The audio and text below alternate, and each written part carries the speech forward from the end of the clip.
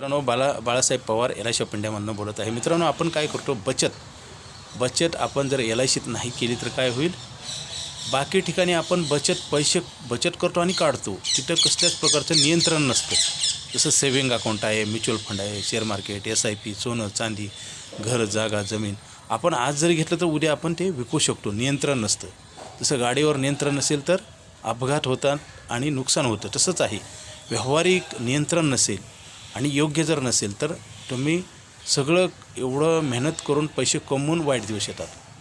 मित्रांनो, जसं धरणाची दारं आपण अडवतो, धरण बांधतो आणि पाणी साठवतो ना, तसंच आहे. पैसे कमवायचे एक पिरियड आहे, त्या पिरियडमध्ये जर तुम्ही बचत नाही केली आणि योग्य ठिकाणी जर नाही केली तर पैसे कमवायचे वय संपल्यावरसुद्धा तुम्हाला ह्याच्यापेक्षा वाईट दिवस येतील.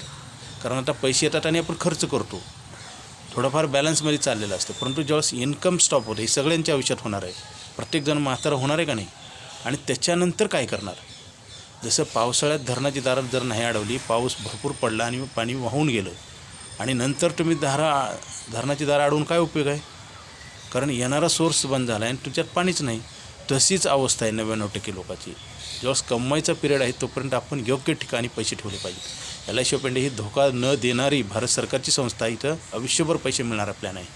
आणि LIC ऑफ इंडिया जर बचत केली तर तुम्हाला फायदाच होईल, नुकसान होणार नाही. आणि तुम्ही जर दुसरी कुठं पण बचत केली तर पैसे संपून जातील, पैसे कमवायचे वय संपून जाईल. आज असंच घडतं आहे मित्रांनो.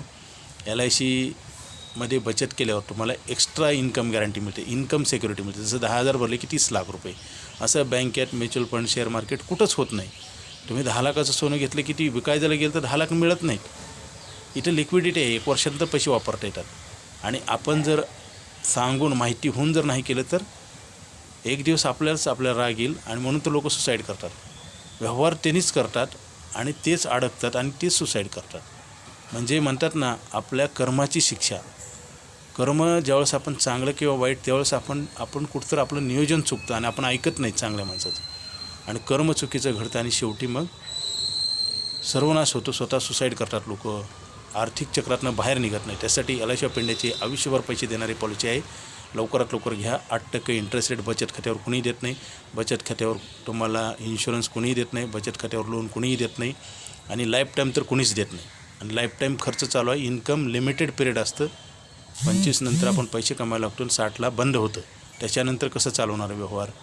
पैसे इन्क्रीज केले पाहिजे. जसं शेतकरी पेरणी करून धान्य वाढवतो का नाही, पेरणी नाही केल्यावर काय होतं, धान्य वाढतं का. तसंच आहे. पैसे ठेवा, पैसे वाढतील. Okay, thank you.